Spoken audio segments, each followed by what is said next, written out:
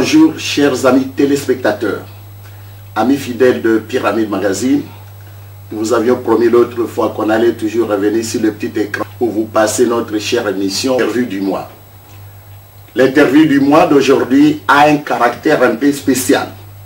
Nous sommes allés trouver quelqu'un qui est un peu différent par rapport aux autres au niveau de la communauté. Il est professeur d'université. Il est docteur en sociologie et théologie, spécialiste de questions africaines et panafricanisme. Il est en même temps spécialiste de théologie des libérations. Ça, c'est vraiment du nouveau.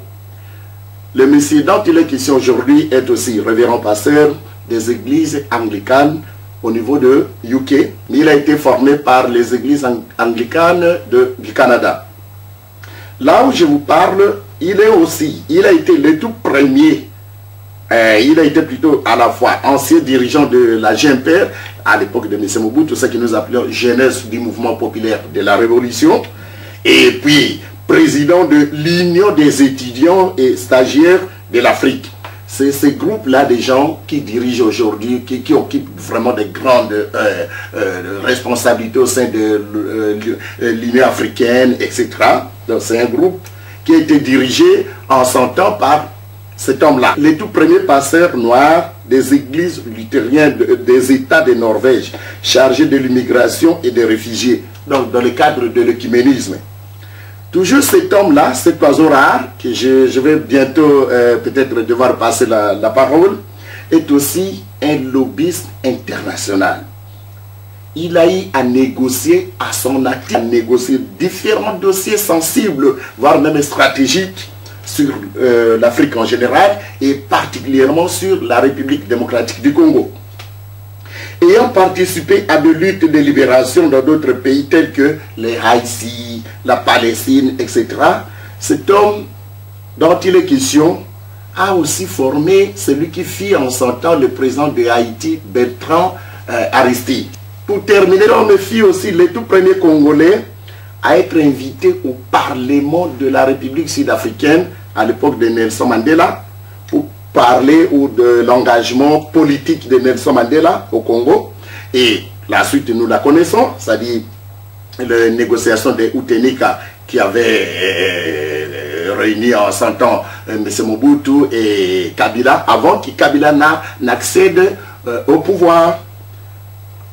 Au moment où je vous parle, il n'est pas seulement tous ces petits tableaux que je viens de peindre là-bas, il est aussi président de l'Union pour des patriotes résistants, que nous appelons l'abréviation IPR, qui va bientôt changer de nom pour devenir l'Union des patriotes de la République.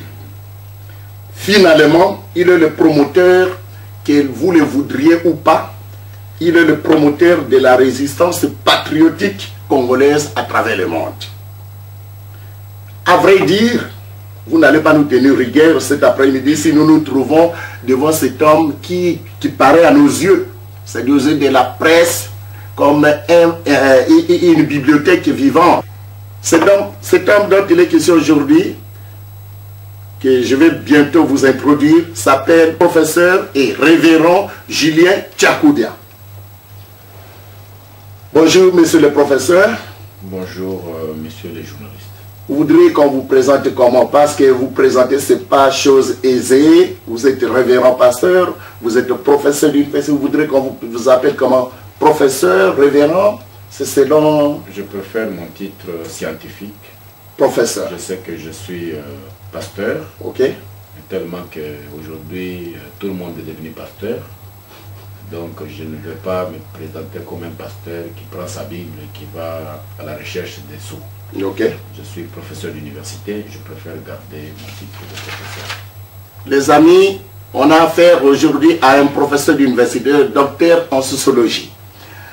Docteur, est-ce que, après tout ce petit bref aperçu comme ça, moi je viens de Paris. Je viens de Paris, il y a 2-3 semaines, j'étais à Paris. Au niveau de la communauté congolaise, l'actualité reste dominée par la grande conférence de presse que vous venez d'animer. Et peut-être nous ferons mieux de vous réserver la primaire, votre retour au Congo Kinshasa. Après tout ce travail des titans, des sapes que vous avez menés, des grands lobbies que vous avez menés contre le régime en place, en tant que patriote, résistant, combattant, aujourd'hui, c'est pas si c'est piqué par quelle mouche, vous décidez comme ça de rentrer au pays pour aller défier Kabila sur le terrain. Voulez-vous d'abord confirmer cette information? Oui, je confirme que d'un jour à l'autre, je dois prendre ma valise et faire le retour sur Kinshasa. Donc nous sommes en train de préparer tous les moyens et nous invitons nos compatriotes qui croient à la libération totale du Congo, qui croient au développement du Congo, de nous donner aussi le moyen de nous appuyer financièrement, matériellement, pour que nous puissions asseoir le travail politique que nous avons amorcé en Angleterre. En tant qu'homme politique, il y a un temps pour chaque chose. Il y a un temps où vous faites un grand travail. Vous arrivez à Kinshasa, vous voyez que ça ne va pas. Vous vous repliez. Même Jésus-Christ a fait ça dans son temps. Okay. Il a fallu d'abord que ses parents fouillent avec lui pour qu'il vienne remplir une mission. Et l'exil, pour moi, doit avoir un temps de début, un temps de fin. Mais il a fallu utiliser l'exil de bonne manière pour éveiller la conscience des Congolais. Aujourd'hui, je me réjouis que les intellectuels congolais ont repris le slogan, le flambeau de la libération patriotique du Congo. Aujourd'hui, j'ai créé des petits-fils, j'ai créé des camarades de lutte à travers le monde entier, que ce soit en France, que ce soit en Belgique, que ce soit au Canada, aux États-Unis, en Angleterre, dans les pays scandinaves, même en Afrique du Sud particulièrement, au Congo et dans les pays d'Asie, partout au monde aujourd'hui, nous avons des Congolais debout. Je considère que cette étape-là est terminée. Donc une mission accomplie parce qu'aujourd'hui les intellectuels ont pris la chose en main. Okay. Ils savent comment est-ce qu'ils vont fouiller à la De Gaulle pour faire asseoir la lutte de la libération de notre pays. Parce que vous avez évoqué De Gaulle, monsieur le professeur, peut-être faites-vous allusion au retour de Gaulle à Paris, après s'être exilé ici en Angleterre. Effectivement. Et même les rois Aliv de Norvège. Le roi Olav V, De Gaulle, avait des missions. Au moment où leur pays était occupé par le nazi, ils se sont repliés à Londres, ici, là où je suis venu. C'est pour cela que je suis venu sur le pas de Gaulle. Je suis venu faire exactement ce que ces gens-là avaient fait au moment où leur pays était occupé. Donc nous avons, avec mes collaborateurs, lancé la résistance patriotique congolaise mondiale. Aujourd'hui, nous nous réjouissons que le fruit de ce travail du jour au nuit, on ne dormait pas avec mes collaborateurs. Et voilà qu'aujourd'hui, les Congolais et les Congolaises ont pris conscience des problèmes de notre pays. De la libération. De la lutte pour la libération de notre pays. Alors je considère que maintenant, il y a un grand travail à faire pour asseoir cette idéologie à l'intérieur du pays et aussi accompagner le destin de la libération et du développement de notre pays à travers, sur place à Kinshasa et sur place au Congo. Sur place à Kinshasa, professeur, je ne sais pas si c'est une fiction ou une réalité, parce que vous avez abattu un travail, j'étais en train de dire que vous avez abattu un drôle de travail ici, au sein de la communauté, et descendre aujourd'hui à Kinshasa pour aller défier le régime en place. Avez-vous pensé vraiment à 2 reprises avant de prendre une telle décision? Bon, je considère que je suis patriote, je suis congolais, et comme j'ai dit, notre souci n'est pas de faire du mal à qui que ce soit. Je vous avais dit dans ma biographie que nous avons combattu le régime totalitaire dictatorial de Mobutu. Nous avons préparé des choses qui étaient importantes pour accompagner le changement qui a eu lieu avec l'avènement de Laurent Désiré Kabila. Et nous avons préparé l'engagement de l'Afrique du Sud à notre pays, et donc de Nelson Mandela personnellement. Et aujourd'hui, une fois que nous sommes arrivés après Mobutu en 1997 à Kinshasa, j'ai compris que les choses qui commençaient à se mettre en place n'allaient pas dans le sens de ce pourquoi on s'était battu. J'ai essayé de discuter avec les amis sur place. J'ai senti qu'il y avait un blocage. Et alors, il fallait d'abord que je me replie en 2003 à l'extérieur pour venir repenser, resensibiliser les Congolais. Avec l'expérience que je venais d'avoir à Kinshasa de 1997 à 2003 au niveau de la présidence de la République du Congo. Et voilà que aujourd'hui la mission est accomplie. Donc, je crois en Dieu. Je suis un chrétien, je crois en Dieu. Je crois sincèrement à ce que je fais. Je crois sincèrement à la mission que Dieu m'a donnée dans la vie. Et la mission d'éveiller la conscience de mes compatriotes, de les accompagner dans la libération, d'asseoir leur développement et un jour peut-être disparaître. Mais je pense que j'ai pensé beaucoup et jusqu'au point où nous sommes arrivés avec mes collaborateurs à prendre une décision de dire 2012, c'est Kinshasa. 2012, c'est Kinshasa. Oui, c'est Dieu qui est devant et c'est Dieu qui va nous protéger parce que nous n'avons pas un intérêt d'aller faire du mal à qui que ce soit. Nous n'avons pas promis ce projet de résistance parce qu'on a envié quelqu'un, on voulait faire du mal à qui que ce soit. Nous avons considéré que notre pays est sous occupation des Tutsis rwandais et nous avons dit que notre population doit le savoir et nous avons essayé d'amener des idées, de fouiller dans l'histoire de Gaulle, de fouiller dans l'histoire de la France occupée et de voir comment les autres peuples s'étaient comportés au moment de la résistance. Et au moment où De Gaulle avait compris que sa mission était accomplie, il est retourné en France. Et mon objectif n'était pas de venir rester en Angleterre, boire du lait, danser, manger, m'habiller ici. J'étais venu remplir une mission. Ma mission est terminée et je dois être à Kinshasa. Il tient vraiment Mordicus à rester à Kinshasa, ça dit sur le terrain. Sur le terrain. Ok. Mais, professeur, je reviens sur la même question. Avez-vous réfléchi à 2 reprises avant de prendre une telle décision? Je pense que vous voulez me demander, est-ce que vous avez pensé à votre sécurité? Donc, de grâce. Donc, là, vous êtes allé tout droit. Donc, ma sécurité, d'abord, c'est Dieu. Oui. Je crois en Dieu. Oui. Et je crois c'est que la mission qu'il m'a imposée. Vous savez, même Johannes, quand Dieu lui avait envoyé dans une mission et qu'il ne voulait pas y aller, il était parti se cacher. Ouais. Vous dites, vous voulez parler de Jonas. Jonas. Ok. Donc Jonas caché. À Ninive. Oui. Dieu l'a retourné à sa mission. Ok. Donc la mission est plus forte que nous-mêmes. C'est une mission divine. Je me souviens un évêque à nous, un évêque anglican qui représentait la communion anglicane aux Nations Unies à New York, un jour m'a dit, la mission que vous avez, ce n'est pas donner à n'importe quel pasteur. De voir tous les leaders du monde en tant que chrétiens, en tant que pasteurs, de leur parler en face et de leur dire exactement la vérité et soigner leur âme. Donc, je ne suis pas ennemi de Joseph Kabila, je ne suis pas ennemi de tous ces gens, les Bochab et les autres. Si j'étais ennemi de Bochab, je n'allais pas l'accueillir en 2000 à Kinshasa, quand il est revenu de Belgique. C'est moi qui ai accueilli Bochab. Mais quand je vois Bochab faire la déviation, je dois lui dire arrête. Parce qu'en 2000, quand je l'ai accueilli à Kinshasa, et que je l'ai logé dans un hôtel tout près de Sosimat là-bas, il n'avait pas de millions. Mais quel miracle tu vas faire toi? Quel travail tu as fait? Quel salaire tu as fait toi, Bochab, pour que tu puisses avoir des millions dans tes comptes? En un laps de temps. Dans les 10 années, vous devenez plus que multimillionnaire. Voilà les choses qui font que Tchapouya dit non à ça. Parce que je regarde le peuple congolais en train de souffrir. Je regarde les gens qui manquent la nourriture, qui manquent l'électricité, qui manquent l'eau. Les besoins vitaux. Katumba, moi qui viens de mourir.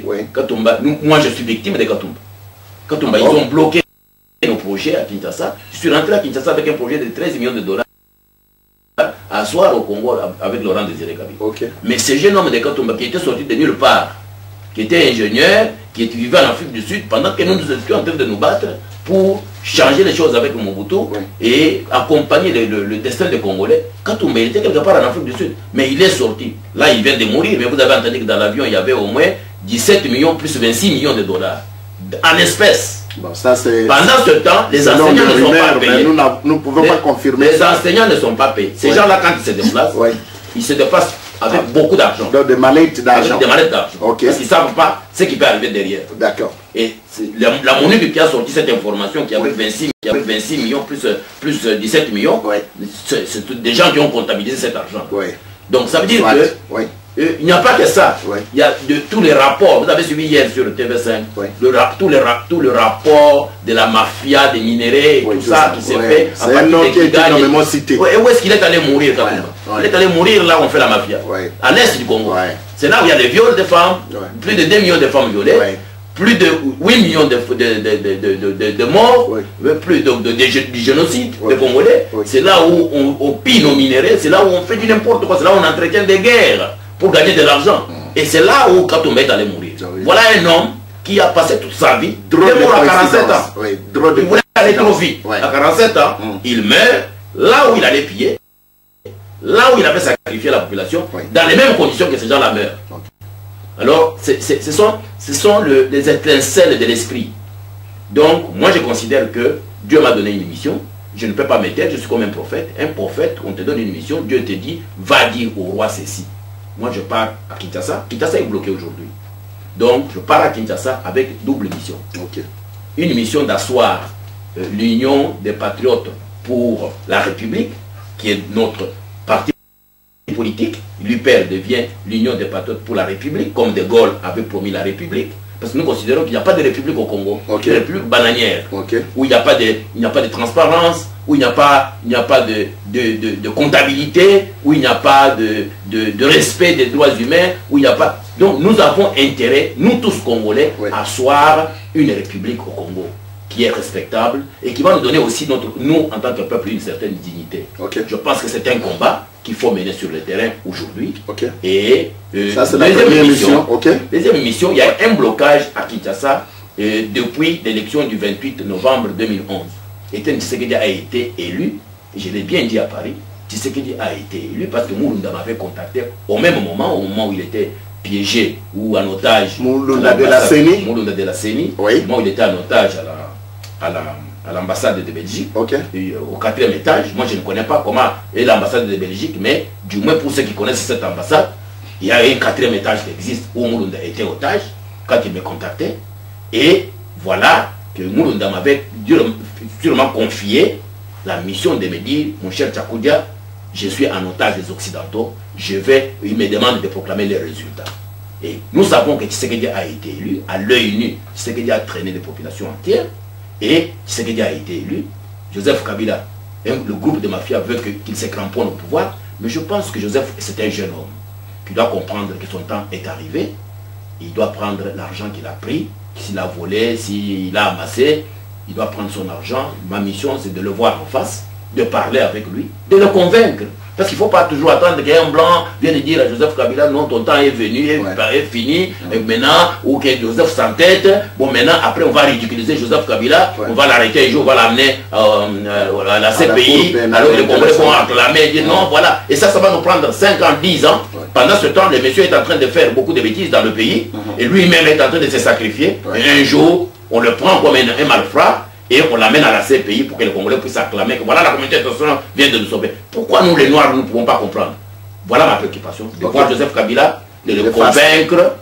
J'ai des relations, j'ai déjà négocié des choses avec les amis occidentaux. Je sais où est-ce que je peux l'amener pour au moins qu'on les libère. Et même qu'on le pardonne pour tout ce qu'il a fait contre notre peuple. Comme le roi Saleh de choses qu'il vient de faire, ça à Yémen. Donc il a demandé pardon, il est parti. Joseph, c'était encore un jeune homme, il peut partir avec tout ce qu'il a eu. Nous pouvons lui pardonner, convaincre notre peuple de pardonner Joseph, et comme ça, nous pouvons mettre Tshisekedi au pouvoir, et que Tshisekedi puisse accomplir une mission paisible pour construire le pays avec la population congolaise, parce que Joseph Kabila ne saura pas diriger le Congo sans la population congolaise, parce que le peuple ne croit plus en lui. Donc mieux autant l'aider à partir de bonne manière et sauver la situation. Sauver la situation et comme ça nous pouvons commencer à mettre en place l'état de droit. Donc si j'ai bien compris, vous roulez pour le président Tshisekedi. Je ne roule pour personne, je roule pour mes convictions.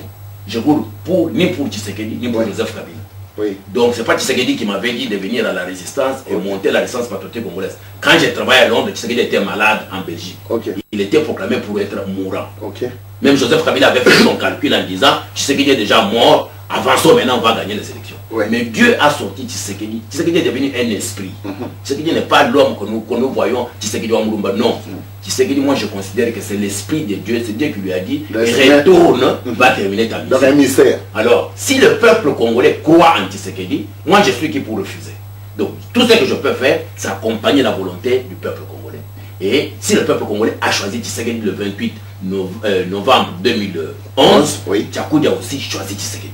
Et dans l'intérêt de ce peuple-là, je dois faire face à Joseph Kabila pour le convaincre à partir et lui créer des conditions pour qu'il ne soit pas ridiculisé après 2 ans, 3 ans et qu'on le traîne à la CPI comme un bandit. Et pendant ce temps, nous sommes en train d'acclamer, mais le temps là, ça va nous coûter nous cher.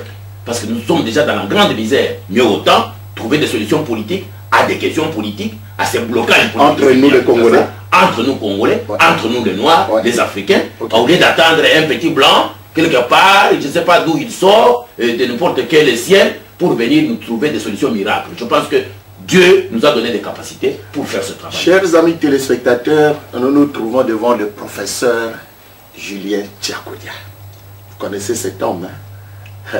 C'est quelqu'un, lorsqu'il tient vraiment à défendre une position, c'est un baroudeur. Alors, professeur, il y a quelque chose, une question qui me traverse un peu à l'esprit ici. Vous dites une chose, en même temps vous réclamez son contraire. Parce que soutenir Tshisekedi, qui a été élu par le peuple congolais, et en même temps négocier la sortie, comme on dit, en douceur, du président perdant, c'est-à-dire le président malheureux, entre guillemets, Kabila.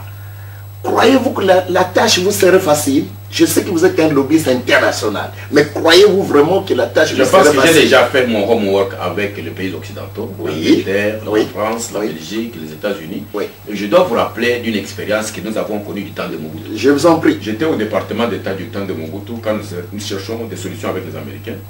Et dans le bureau de l'intelligence américaine, on m'avait posé la question, est-ce que vous êtes capable de sécuriser Mobutu? Parce que le grand problème que Mobutu maintenant a, c'est la peur de l'inconnu. La peur de ce qu'il va devenir, ce que sa famille va devenir, ce que ses collaborateurs vont devenir. Est-ce que vous êtes capable de sécuriser Mobutu? Donc la même question aujourd'hui se pose pour Joseph Kabila. Mobutu était une personnalité internationale, connue, il était journaliste, il avait une culture politique que Joseph Kabila n'a pas. Non. Joseph Kabila, tout le monde ici l'a connu seulement quand il est devenu président. Tout à fait. Mais Mobutu avait fait une carrière politique avant de devenir Mobutu. Donc Joseph Kabila a un handicap que moi je connais, que je dois aider. Lequel? Il n'est pas connu dans le monde. Moi j'ai vendu Joseph Kabila en 2000. Quand il a pris le pouvoir en 2001, je l'ai vendu. Personne ne le connaissait. J'étais au Parlement norvégien, on me posait la question, qui est ce type? Est-ce que vous croyez à ce type? Nous on croyait, on ne savait pas encore que ce n'était pas l'enfant de Laurent Désiré Kabila, comme c'est sorti après dans nos recherches. Mais nous avons milité, nous avons défendu, moi j'ai fait le lobbying pour vendre Joseph Kabila en 2000, avec Maître Mbouyou, qui était son conseiller spécial. Et c'est comme ça que j'ai travaillé avec Mbouyou pour asseoir Joseph Kabila dans ce pouvoir-là. C'est en 2003 quand je me suis réalisé que non, ce jeune homme, il y a beaucoup d'informations qui sortent, qui me font voir que ce n'est pas le fils biologique de Laurent Désiré Kabila. J'ai pris mon avion en 2003, je suis parti de Kinshasa, sans leur dire au revoir. Donc, voilà que, aujourd'hui, Joseph Kabila a cet handicap-là.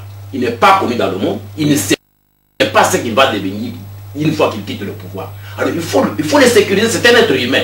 Il a besoin de sa propre sécurité, la sécurité de sa femme, Olive, et la sécurité de ses petits-enfants-là, Laurent Désiré Kabila et la petite Sifa. Donc, une fois Joseph Kabila en prison à La Haye, ce n'est pas Laurent Désiré Kabila, son petit là, avec Sifa et maman, la petite Sifa, ou bien Olive, qui vont faire des démarches à La Haye.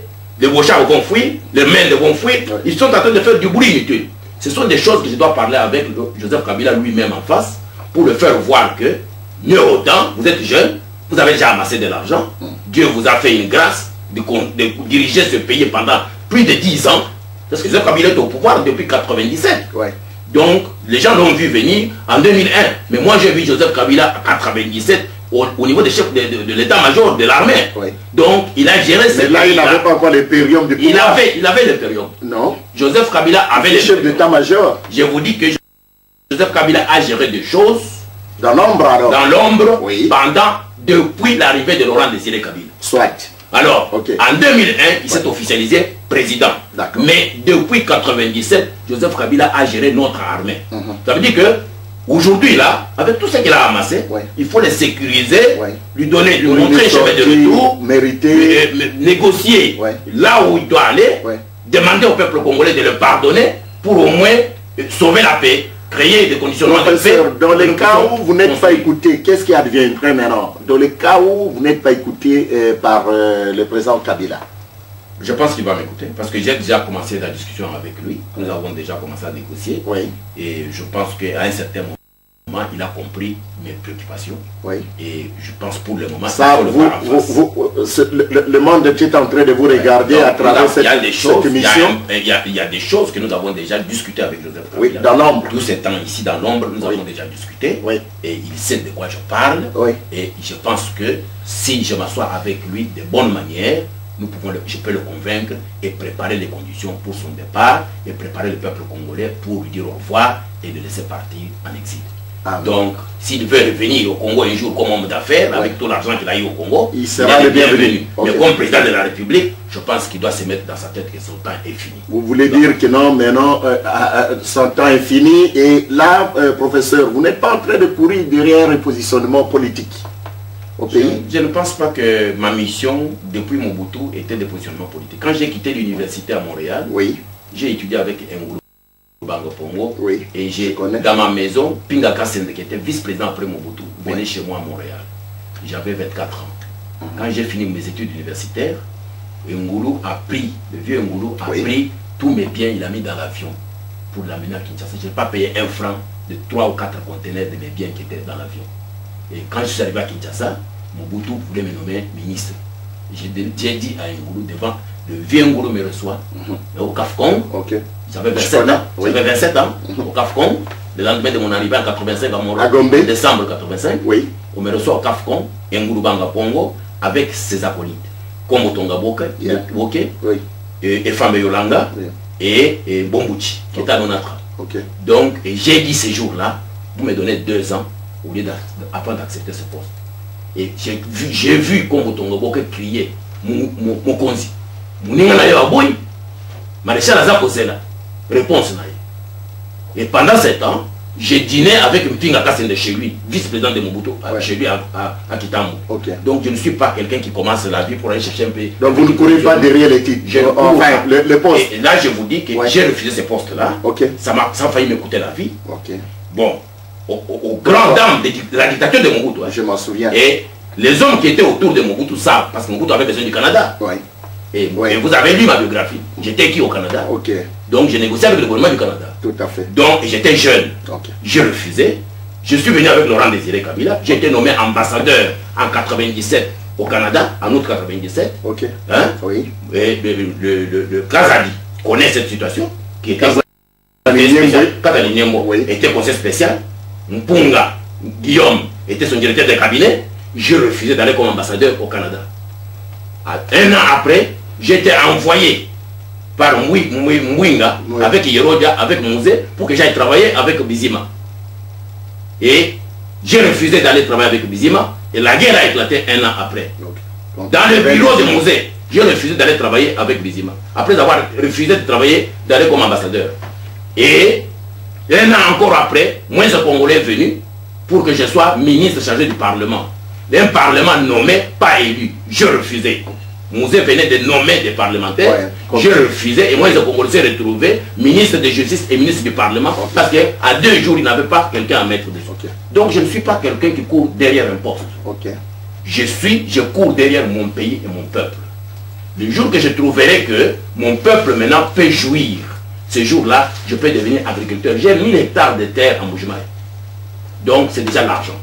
Donc, je peux négocier, j'ai des relations dans un pays stable. Je peux aller négocier pour devenir agriculteur, pour devenir homme d'affaires. Si je mets mes engins sur 1000 hectares de terre, est-ce que je peux en bien ministre? Non. Donc, je sais ce que je suis en train de chercher dans ma vie. Ok. Pas de poste. Quand je suis venu au Congo en 97, Ouais. ma fondation avait négocié 13 millions de dollars avec Madame Sirleaf Johnson, qui est aujourd'hui président de Libéria, à l'époque administrateur adjoint de l'Afrique au PNUD, avec M. Spef, l'Américain qui était le patron de Punk, et je suis arrivé à Kinshasa, M. Diallo, le Sénégalais qui était à Kinshasa, m'a reçu pour négocier les 13 millions pour que le gouvernement congolais signe et tous les bandits qui étaient autour de Mouzé ont bloqué cette affaire. Donc je ne cours pas derrière l'argent ou derrière un poste. Je cours derrière le Congo et le bonheur des Congolais. Merci, professeur. Professeur, à tort ou à raison, les gens vous traitent un peu de colérique sur le plateau, tout ça. Voilà pourquoi, peut-être par de grâce, ce que nous sommes en train de vivre ici, ceci ne reflète pas l'image du professeur Tchakoudia que tout le monde traiterait à tort ou à raison. Il est méchant, non. Vous souffrez pour que nous décortiquions encore cette matière pour pouvoir aider un peu la communauté. Et si d'aventure, demain ou après-demain, parce que vous partez au Congo, et tout le monde maintenant s'attend à la formation d'un gouvernement de large union nationale. Et si on vous proposait un poste, allez-vous décliner cette offre, oui ou non? Non, écoutez, d'abord, oui, parce que vous ne courez pas derrière les postes. D'abord, pour devenir Tchakoudia, professeur, pasteur, avec toute cette biographie que vous avez dite ici, on m'a imposé beaucoup de discipline. On commençait par mon père, je suis né d'un papa qui était colon. Mon père a été colon avec les Belges. Et moi, je suis né pendant que papa, il faisait fouetter les Congolais avec les Belges. Donc, j'ai grandi dans cette discipline. Quand je fais quelque chose, je le fais de bonne manière et de manière sérieuse.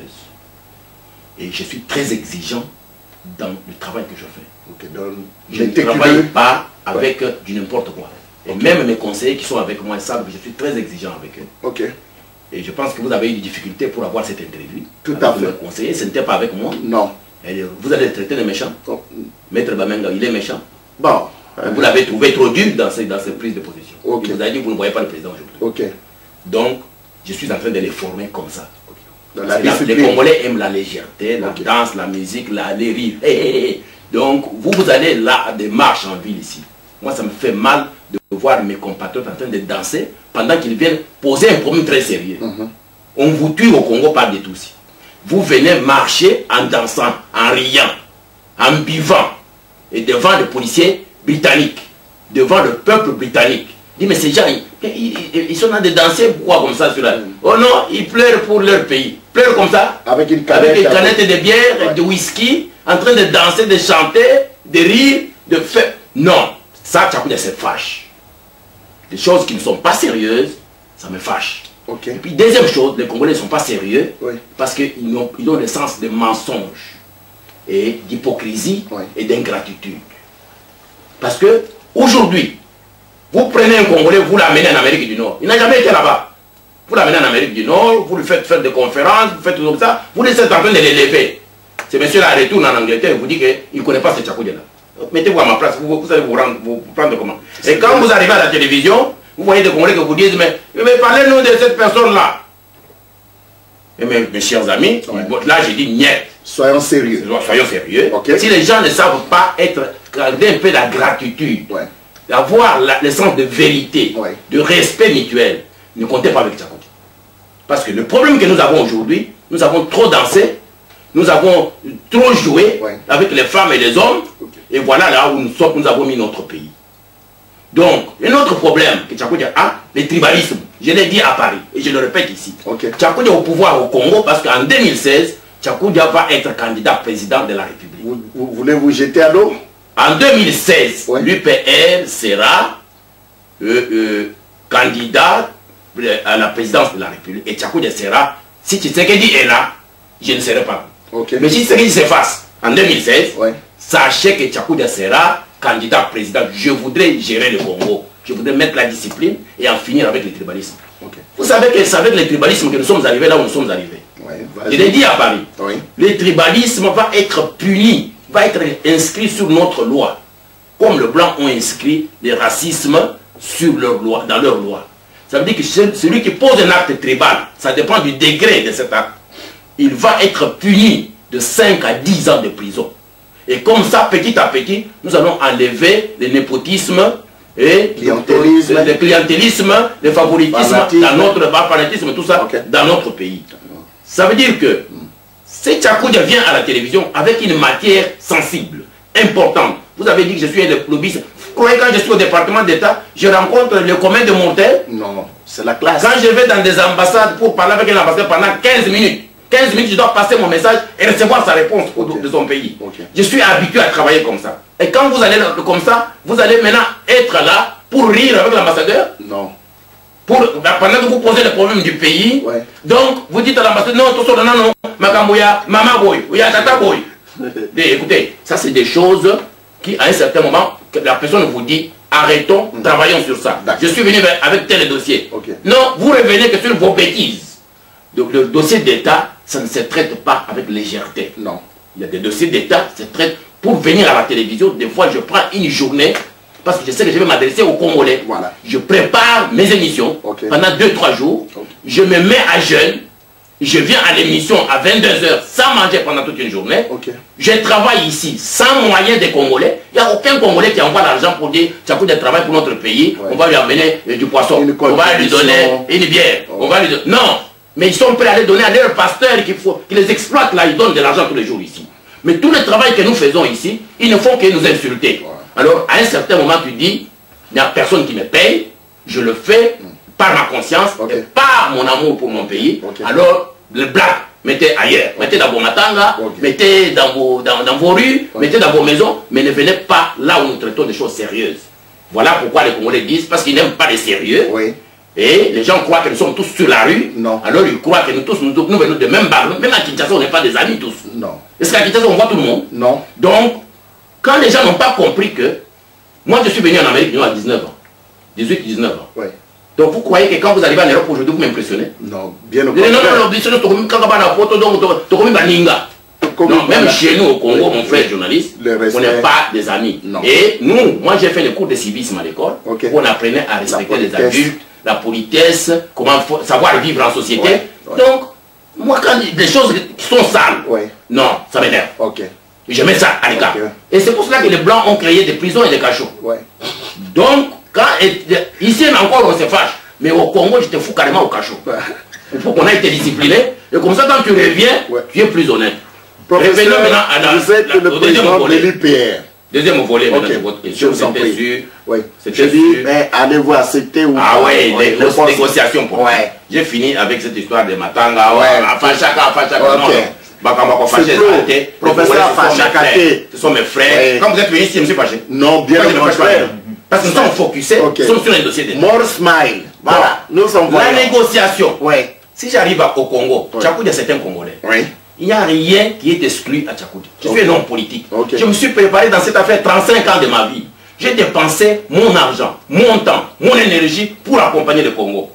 S'il y a des choses qui sont propres, je vous ai dit tout à l'heure que Laurent Désiré Kabila, nous lui avons dit de faire un semblant de gouverner. Nous avons chassé Mobutu au pouvoir parce que Mobutu était dictateur. Nous arrivons à Kinshasa, Laurent Désiré Kabila commence par là où Mobutu avait terminé. Vous appelez ça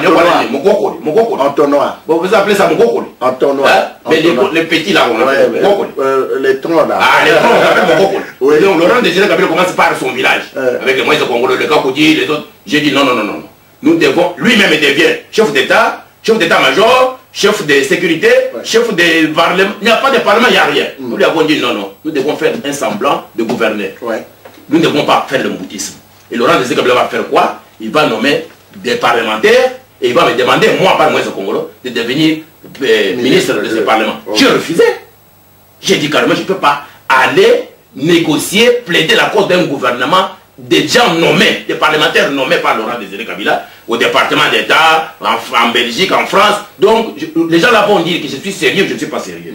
Je suis sérieux avec moi-même. Je ne suis pas allé à l'école, souffrir dans des universités pour me faire acheter comme une maison, un soulier ou un habit. Je disais à Mobutu et à ses hommes, les gens de Mobutu qui me connaissent, le vieux Ngoulou est là, il vous dira que ce jeune homme-là, je le connais depuis qu'il avait 23, 24 ans, le vieux Ngoulou vit encore. Vous pouvez aller lui demander, vous direz que Tchakoudia, je le connais, et c'est quelqu'un qui est droit. Donc j'ai des références. Si Mpinga Kassende vivait, il allait vous dire que ce monsieur n'est pas achetable. Donc si j'arrive à Kinshasa, qu'il y a une négociation politique, et que le Congolais trouve que nous pouvons nous asseoir ensemble, et que Tshisekedi accepte, parce que Tshisekedi a été élu comme président. Il faut d'abord le convaincre, pour qu'il accepte que, oui, je vais participer dans cette affaire. Mais je ne vois même pas pourquoi on doit négocier la présidence du Congo, parce que les Congolais ont fait un choix. C'est Etienne Tshisekedi ou rien. Donc je ne vois pas pourquoi je dois aller embarquer dans une affaire. Alors, Fayoulou, Martin Fayoulou, qui est mon ami, pourquoi il n'embarquerait pas dans ça? Pourquoi Vango, comment on appelle, non pas Vango, Djomi Ndongala, Djomi n'embarquerait pas dans ça. Pourquoi Mvouemba n'embarque? Alors, si tous ces gens-là embarquent, parce que je suis en contact avec eux tous, si eux ils embarquent dans cette affaire, ne croyez pas que je suis là isolé, non. Je suis en contact avec tout le monde qui entoure le président Tshisekedi en ce moment. Donc si j'arrive à Kinshasa, je serai en contact avec eux. Je verrai comment est-ce qu'ils vont vouloir marcher politiquement. S'ils marchent dans le sens de sauver la situation, qu'on trouve des solutions politiques, je serai là pour accompagner. Mais s'il y a un positionnement pendant le temps que je suis en discussion et que je vois que les choses sont propres, objectives et qui peuvent faire avancer notre peuple et qui peuvent être... Alors j'accepterai ce que les autres vont me proposer. Pour l'intérêt supérieur. Pour l'intérêt supérieur de mon peuple. Mais ne vous attendez pas que je vais à Kinshasa parce que je vais aller chez Joseph Kabila pour devenir Bochab. Non, je ne ferai jamais ça dans ma vie. Je ne suis pas en train de courir derrière l'argent. Je ne suis pas en train de courir derrière un pouvoir corrompu, un pouvoir dictatorial et un pouvoir génocidaire. Je ne ferai jamais ça contre la volonté de mon peuple pour lequel je me suis battu 35 ans de ma vie. Donc, ce n'est pas des choses de hasard. Je suis un politicien engagé. Je ne suis pas un homme politique au nom, non. Je suis devenu à la politique avec un engagement d'abord de chrétien, d'homme de valeur et de quelqu'un qui croit à ce que Dieu m'a mis sur cette terre pour faire avancer une cause. Donc je ne suis pas quelqu'un qui nomme et puis je change ma conscience. Non. Et même mes enfants que j'ai grandi dans cette monde-là. Mes filles vont me regarder comment? Papa est devenu corrompu? Non, je ne suis pas prêt à faire ça. Bon, professeur, vous êtes en même temps le président de l'UPR, qui est l'Union des Patriotes, bientôt de la République ou républicain. Quelle est la santé de votre parti politique? L'UPR est très en forme, donc vous avez dit vous-même, vous avez dit vous-même que vous venez de Paris, vous venez de Bruxelles. Oui, je veux qui ça? Moi, je n'ai pas dormi, je n'arrive pas à dormir ici. Les téléphones sonnent du monde entier. J'ai des messages de Congolais sur Skype, sur Facebook, sur mail, sur téléphone. Donc, mes services ne dorment pas avec la dernière conférence que nous avons tenue à Paris. Ça veut dire que les Congolais, ils doivent déjà commencer à préparer l'après-Tshisekedi. Etienne Tshisekedi a 78 ans. Vous voulez qu'il fasse tout pour vous? Il a fait déjà son travail. Il est en train, comme j'ai dit, que c'est un esprit qui à un certain moment va disparaître. Il ne va pas rester éternellement. Donc, il faudra maintenant que le Congolais puisse garder la relève maintenant pour que nous puissions commencer à créer de nouvelles générations de politiciens du Congo. Et qui peuvent être des gens consciencieux, des gens honnêtes et des gens qui peuvent servir l'intérêt supérieur de la nation. Est-ce qu'en un mot, vous pouvez nous donner un peu la vision de l'UPR? L'UPR, Union des Patriotes Résistants pour la Libération Totale du Congo, tel que conçu au départ en Angleterre, était un parti politique, donc un mouvement politique qui travaillait dans le sens de éveiller la conscience des Congolais pour dire le Congo est occupé. Vous m'avez vu, pendant que Etienne Tshisekedi était en train de faire la campagne, je me posais la question, est-ce qu'il reconnaît que le Congo est occupé? Est-ce qu'il reconnaît que Kagame est un occupant, un génocidaire au Congo? Et quelle est sa position sur Kagame, sa position sur Joseph? Donc l'UPR est un mouvement politique qui croit à la sauvegarde de la souveraineté du Congo et au développement de ce pays et au bonheur du peuple congolais. Maintenant que notre travail de la résistance est accompli et que nous avons laissé, comme De Gaulle, j'ai dit, les idées républicaines dans les têtes du Congolais, il faut organiser ces idées-là pour mettre les Congolais dans une moule pour la construction d'une république. Et si, de mon arrivée à Kinshasa, je me donne une mission. La mission, c'est d'abord d'implanter UPR. Il y a déjà un travail qui est en train de se faire à Kinshasa maintenant. Et pour enregistrer au pays? Nous allons nous faire enregistrer comme parti politique reconnu au Congo. Maintenant, là, nous avons travaillé comme parti politique en exil. Maintenant, une fois que comme un mouvement de pression ou... Non, nous n'étions pas un mouvement de pression. Nous sommes organisés comme parti politique. Nous avons un projet, nous avons des statuts, nous avons un projet de société et nous avons des règlements d'ordre d'intérêt. Nous fonctionnons comme parti politique. Et autour de moi, nous avons pris des gens avec des capacités pour travailler avec moi. Donc, c'est un juriste. Si l'UPR prend le pouvoir demain, c'est notre ministre de la Justice au Congo. Donc, c'est quelqu'un qu'on prend, on met dans les bureaux, nous savons déjà qu'il maîtrise les idées de l'UPR et nous savons ce que nous devons en faire demain. Nous avons le jeune homme Joseph Nzazi. Donc, Joseph, il est représentant de la jeunesse. Demain, nous prenons le pouvoir, il est notre ministre de la jeunesse. Donc, on avance. À Kinshasa, l'UPR va devenir l'Union des patriotes pour la République. La République dans le sens de De Gaulle. Vous voyez tous les Français là qui parlent des idées républicaines, des idées de gestion du pays. Donc la bonne gouvernance, le respect des droits de l'homme, le développement du pays, l'état des droits dont le président Tshisekedi, cher au président Tshisekedi, l'état des droits, tout ça c'est dans le sens de construction d'une république, dans le sens d'une république moderne, comme la France, comme la Belgique, comme l'Angleterre. Donc nous savons que la diaspora congolaise va être intégrée dans ce travail, parce que la diaspora représente une grande capacité, une grande force pour notre peuple. Et ça, c'est ma préoccupation première. Une fois à Kinshasa, je vais essayer de travailler pour que le vote de la diaspora soit reconnu. Et que pour la double nationalité soit reconnue pour permettre à la diaspora de donner le meilleur de eux-mêmes. Parce que les Juifs se sont construits avec ça. Nous avons plus de 24 000 milliards de dollars en évaluation de nos minéraux. Mais nous n'avons pas de Congolais qui sont des millionnaires. Pourquoi? Je voudrais que dans le temps que Tchakodia prendra le pouvoir au Congo, que nous puissions avoir au moins 10 multimillionnaires dans chaque province du Congo. Je conçois le développement du Congo comme un tout.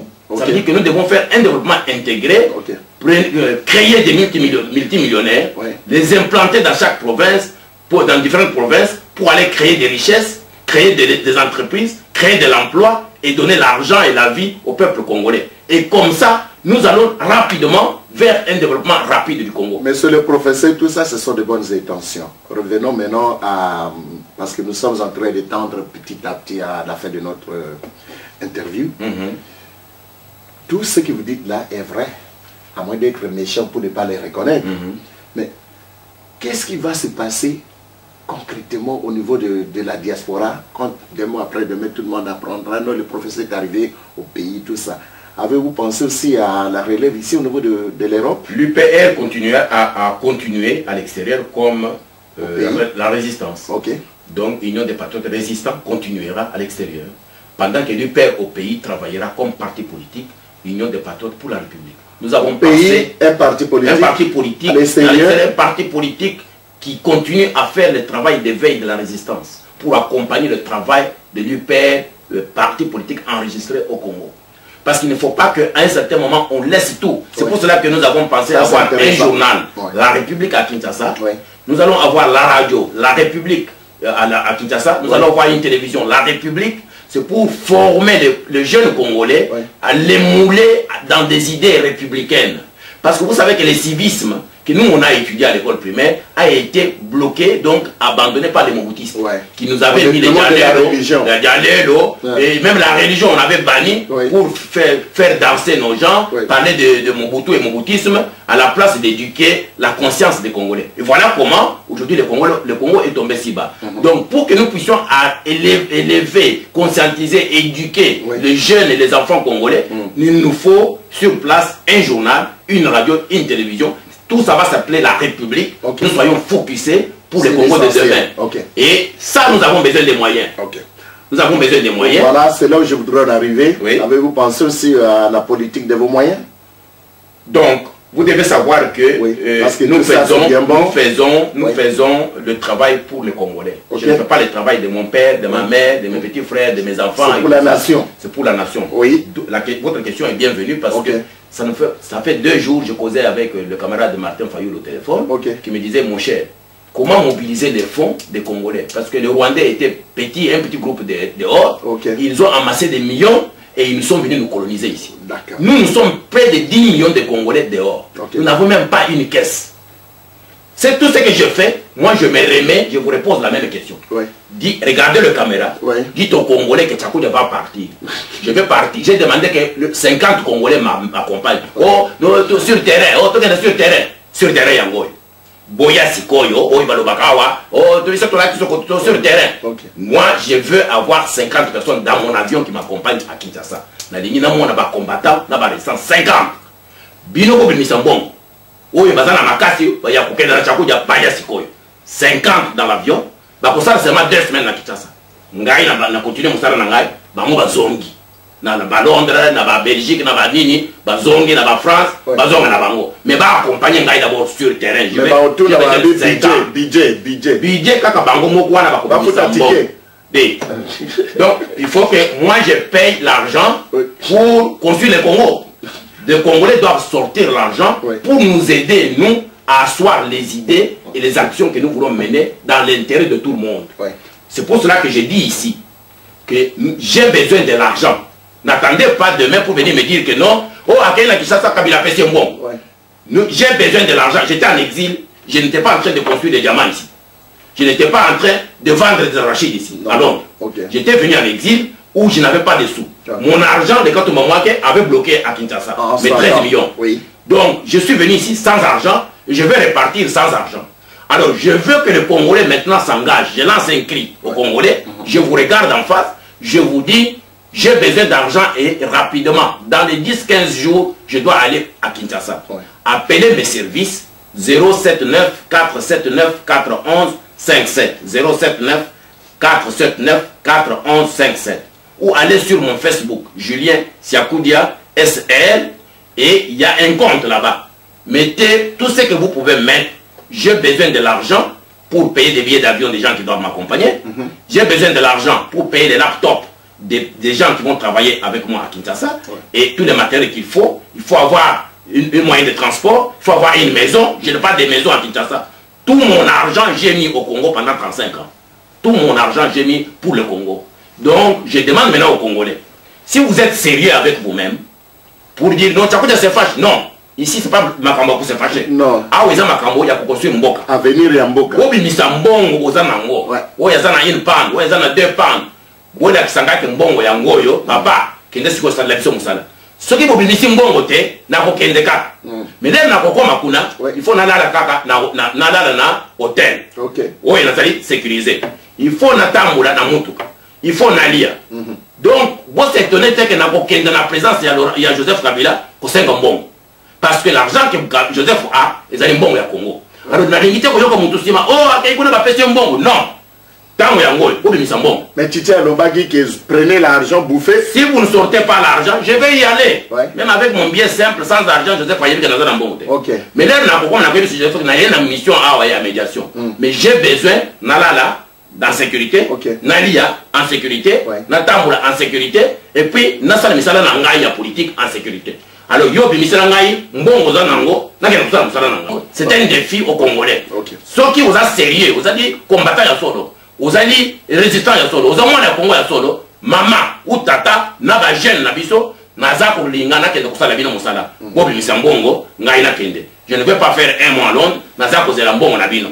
Ceux qui Mbongo est ngai na kozwa pas 50 personnes na ngai tokenga bango na Congo bango kosala 2 semaines bazongi awa bakoyebisa bino ke musala esi abandi kuna. Merci. Je pense que musala esi abandi kuna poto bomoni ki toza na télévision bon makambo ebele mais ce n'est pas dans une heure que tu vas résoudre ma problème nyonso wana. Je crois que na niveau na biso moi tout ça na ba commentaire exact pour nous avons affaire à un professeur donc un prof docteur et docteur soki alobi tala kaka biso to ya le sumateur pour ajouter non wato même si message professeur. Merci.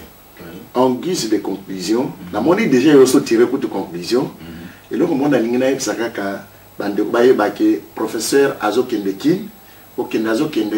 Il nous a confirmé. Alors qu'il y a un grade, un titre, mais il y a une reconstruction Yamboka. C'est vrai, effectivement. Il y a une reconstruction Yamboka. Et puis, le reste, bon, on a la télévision, bon, on a bientôt. Quant à nous, nous profiter de l'occasion. Bandeko. Je vous en prie. Bana Londres, les lobes aux canal et à Kokota na Congo. Politique basala kayango pour bokende bozwa pouvoir na mboka. Tout basalaki résistance ezalaki te kaka mpona kobeta bato mpona kosala boye te ezalaki parce que tolingaki te makambo mabe oyo eza kosalama na mboka bosi kobandi mosala oyo esi emonani monde entier nayebi ke bana Londres mingi baconstruire bandako minene na Kinshasa baconstruire bahotel minene il faut que sikoyo mutu nyonso ayebisa ngai papa ngai naza na ndako kuna kendo vana na ndako wana papa ngai naza na mutu bakuna mutu kana kotambola nango papa ngai naza na ba ordinateur 5 10 okokende kopesa ba étudiant na ba université oyo bakosala musala ya koconstruire mboka ya mayele oyo olingo pesa bana wana po tozo ba information ya kitoko papa ngai nazali na ba caméra tolingo to télévision wana ya République na Congo papa ngai nazali na capacité na kosala le journal papa ngai na kosala la radio les Congolais bazana ba moyens donc nous avons besoin que tous le pouvoir dans le Congo ensemble parce que le pouvoir c'est pour tout le monde. C'est-à-dire ceux qui chakuti akomi lelo na pouvoir na Congo bino nyonso boko yela sima ya chakuti parce que bato mingi bayebani na Congo te.